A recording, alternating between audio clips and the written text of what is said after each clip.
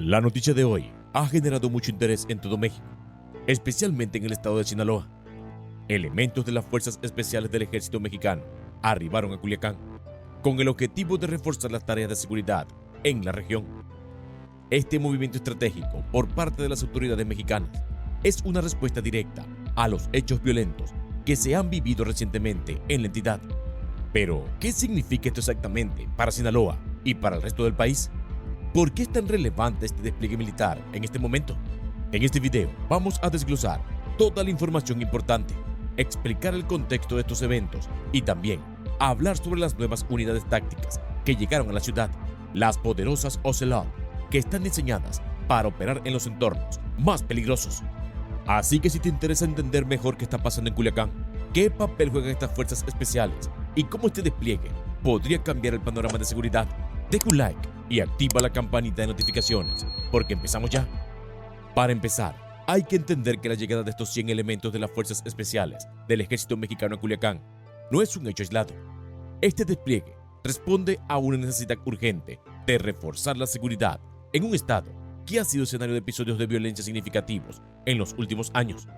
Los elementos que llegaron provienen directamente de la Ciudad de México y su misión principal es clara: reforzar las actividades preventivas y apoyar en las tareas de seguridad para intentar contener los niveles de violencia en la región. Este movimiento de las autoridades ocurre justo después de varias reuniones importantes que sostuvieron el gobernador de Sinaloa, Rubén Rocha Moya, y altos mandos del ejército, como el general Ricardo Trevilla Trejo, titular de la Secretaría de la Defensa Nacional, SEDENA, así como Omar García Harfuch, titular de la Secretaría de Seguridad y Protección Ciudadana. La coordinación entre estas autoridades es clave para entender la estrategia detrás de este despliegue. A pesar del aparente interés del gobernador de Sinaloa, Rubén Rocha Moya, por mejorar la situación de violencia en su estado, su nombre ha captado la atención de los órganos de inteligencia del gobierno federal mexicano, al ser señalado por supuestamente haber tomado partido por el grupo criminal Los Chapitos, traicionando así a la facción del Mayo Zambada. Documentos de inteligencia del gobierno federal, fechados en septiembre, revelan que no solo el mandatario estatal, sino también su hijo, José Rocha Ruiz, está bajo vigilancia por parte de los servicios de inteligencia militar.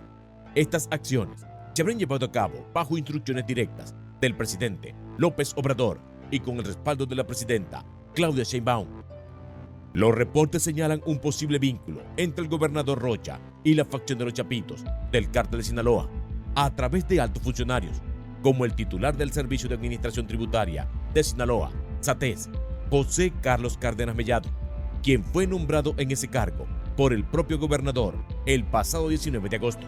Periodistas especializados en narcotráfico aseguran que este tipo de conexiones entre funcionarios y grupos criminales podría ser un indicio de alianzas estratégicas en el contexto del control del cártel.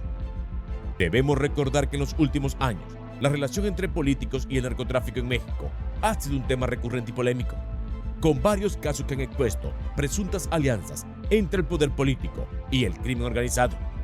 A medida que la violencia relacionada con los cárteles ha aumentado, también lo ha hecho las sospechas y denuncias sobre la infiltración del narcotráfico en las estructuras gubernamentales, desde el ámbito local hasta el federal. Uno de los casos más sonados en los últimos tiempos es el de Genaro García Luna, ex secretario de Seguridad Pública durante el sexenio de Felipe Calderón. García Luna fue arrestado en Estados Unidos en 2019 y acusado de colaborar con el Cártel de Sinaloa, liderado por Joaquín El Chapo Guzmán. Durante años fue una de las figuras claves en la guerra contra el narcotráfico en México, pero las acusaciones de haber protegido y facilitado operaciones del Cártel de Sinaloa revelaron un oscuro entramado de corrupción dentro de los altos mandos de seguridad del país. Su juicio sigue siendo uno de los más importantes en la historia reciente de México y ha generado un fuerte debate sobre el papel de las autoridades en el combate al narcotráfico. Otro caso emblemático fue el del exgobernador de Veracruz, Javier Duarte, quien fue acusado de desviar millones de pesos del erario público y de mantener vínculos con organizaciones criminales. Durante su mandato, Veracruz se convirtió en un foco de violencia y actividad del narcotráfico, mientras Duarte y su administración fueron señalados por su posible complicidad con estos grupos. Fue detenido en Guatemala en 2017 y extraditado a México, donde fue condenado por lavado de dinero y asociación delictuosa. En el norte del país, Thomas Yarrington, exgobernador de Tamaulipas, también fue acusado de tener nexos con el narcotráfico. Durante su gestión, Tamaulipas se consolidó como un territorio clave para el tráfico de drogas hacia Estados Unidos, y Yarrington fue señalado por recibir sobornos de cárteles como el del Golfo y los Zetas. Fue arrestado en Italia en 2017 y extraditado a Estados Unidos, donde enfrenta múltiples cargos, entre ellos conspiración para tráfico de drogas. Mario Villanueva, ex gobernador de Quintana Roo, es otro ejemplo de cómo el narcotráfico ha permeado en la política mexicana.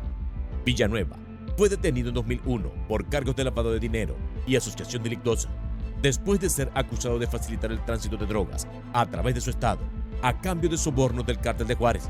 Aunque pasó años en prisión en Estados Unidos y México, su caso sigue siendo un referente de cómo el poder político puede ser utilizado para proteger intereses criminales.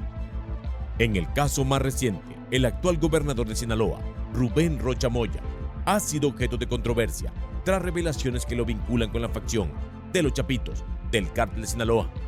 Según investigaciones, tanto Rocha como su hijo han estado bajo la lupa de los servicios de inteligencia por presuntas conexiones con el grupo criminal. Este tipo de señalamientos, aunque no confirmados oficialmente, alimenta la percepción de que ciertos sectores del poder político en México podrían estar estrechamente relacionados con los cárteles. A nivel local, también se han registrado múltiples casos de alcaldes y funcionarios municipales involucrados en el narcotráfico. Uno de los más notables fue el asesinato de Marisela Escobedo, quien buscaba justicia para su hija asesinada. Aunque no directamente involucrada en el narcotráfico, su lucha expuso la corrupción y la falta de respuesta de las autoridades locales, muchas veces coludidas con los criminales. Estos son solo algunos de los ejemplos más notorios que han salido a la luz en los últimos años, pero que reflejan un patrón preocupante. La relación entre el poder político y el narcotráfico en México parece estar profundamente arraigada en muchas regiones del país.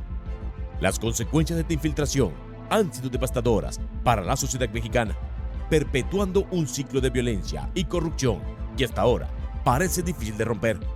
Este vínculo entre políticos y narcotraficantes ha erosionado la confianza pública en las instituciones y ha planteado preguntas críticas sobre la capacidad del Estado para combatir al crimen organizado de manera efectiva.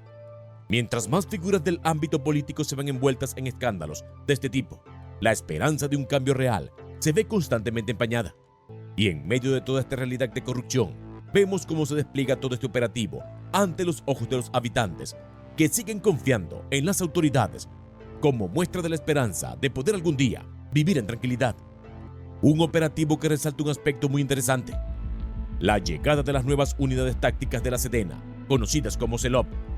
Vamos a hablar un poco más sobre estas increíbles máquinas, porque honestamente parecen salidas de una película de acción. ¿Qué son las unidades Ocelot? Las Ocelot son vehículos tácticos de última generación, diseñados específicamente para operar en los entornos más hostiles. Son capaces de resistir impactos de armas de alto calibre y explosivos, lo que les da una ventaja en situaciones de combate. Además, cuentan con blindaje certificado por la OTAN, lo que significa que están protegidas con los más altos estándares internacionales. Estos vehículos pueden transportar hasta 11 tripulantes, lo que es ideal para operaciones en las que es necesario desplegar a varios soldados rápidamente en áreas peligrosas. Además, están equipados con una torreta giratoria de 360 grados, lo que permite montar armamento de diferentes calibres. En otras palabras, estas unidades están preparadas para cualquier escenario. ¿Por qué son importantes para este despliegue? La llegada de los Ocelot refuerzan aún más la capacidad operativa de las fuerzas especiales que ahora están en Culiacán. No solo se trata de tener más elementos, sino de tener el equipo adecuado para enfrentarse a las amenazas que plantea el crimen organizado en la región. Estos vehículos le permiten a los soldados moverse de manera segura y eficiente en un entorno donde los enfrentamientos armados son comunes. Con esta nueva tecnología, las autoridades buscan no solo estar a la par, sino superar a los grupos criminales que operan en la zona. El mensaje es claro: el gobierno está dispuesto a invertir en la seguridad del Estado y a no dejar que los grupos criminales controlen el territorio. La llegada de las fuerzas especiales a Culiacán en estos días marca un punto crítico en la ya tensa situación que vive esta ciudad y sus alrededores. En medio de una guerra interna entre facciones criminales, la presencia de estas fuerzas de élite podría ser vista como un intento del gobierno por retomar el control en una región asolada por la violencia. Culiacán, un epicentro de narcotráfico, ha sido escenario de duros enfrentamientos entre cárteles rivales, lo que ha llevado a la zona a vivir en un constante estado de alerta. La fragmentación de las organizaciones criminales ha intensificado la lucha por el poder, sumiendo a la ciudad en un caos violento. En este escenario, la llegada de las fuerzas especiales no pasa desapercibida. Pero, ¿qué significa realmente su presencia aquí? ¿Se trata de una operación para erradicar a las células más peligrosas o es una simple estrategia de disuasión? Las calles de Culiacán ya han visto cómo operativos anteriores han desembocado en violentas reacciones, como lo fue el infame Culiacanazo, donde el poderío del narcotráfico quedó expuesto frente a todo el país. Ahora, mientras la ciudad sigue sumida en el miedo y la incertidumbre, estas unidades de élite podrían cambiar el curso de los acontecimientos. Sin embargo, el reto es inmenso. Desarticular redes criminales tan enraizadas en la sociedad es una tarea titánica, que no solo implica enfrentarse a hombres armados, sino a toda una estructura que ha moldeado la vida en la región durante décadas. ¿Cuál será el impacto de su presencia? ¿Acaso marcará el inicio de una nueva etapa en la lucha por el control del territorio? ¿O por el contrario, avivará aún más las llamas de esta guerra sin cuartel? El gobierno ha respondido con un enfoque integral en lugar de solo desplegar elementos militares. Las autoridades han hecho énfasis en la coordinación a nivel nacional para combatir la violencia y el crimen organizado. En este sentido, las reuniones entre el gobernador Rocha Moya, el general Trevilla Trejo y Omar García Harfuch son fundamentales, ya que establecen una estrategia conjunta entre las fuerzas del Estado y las fuerzas federales. La llegada de las fuerzas especiales no es una acción improvisada, es parte de un plan que busca tener un impacto duradero en la seguridad de la región. Estos elementos militares están especialmente capacitados para operar en situaciones de alto riesgo, lo que los convierte en una pieza clave dentro de esta estrategia. Entonces, ¿qué podemos esperar en los próximos días y semanas? El despliegue de las fuerzas especiales y las unidades Ocelot seguramente generará un impacto inmediato, pero también plantea muchas preguntas sobre cómo evolucionará la situación en Sinaloa. Algunos expertos en seguridad sugieren que este esfuerzo podría disuadir a los grupos criminales de realizar actos violentos en el corto plazo, pero otros advierten que los enfrentamientos podrían intensificarse a medida que las fuerzas del gobierno tomen más control del territorio. Es un juego de estrategia y las próximas semanas serán cruciales para ver si esta medida realmente logra reducir los niveles de violencia en la región. Otro aspecto importante a tener en cuenta es que la seguridad en Sinaloa no solo depende del despliegue militar, sino también de una estrategia más amplia que incluye la atención a las causas profundas de la violencia, como la pobreza y la falta de oportunidades.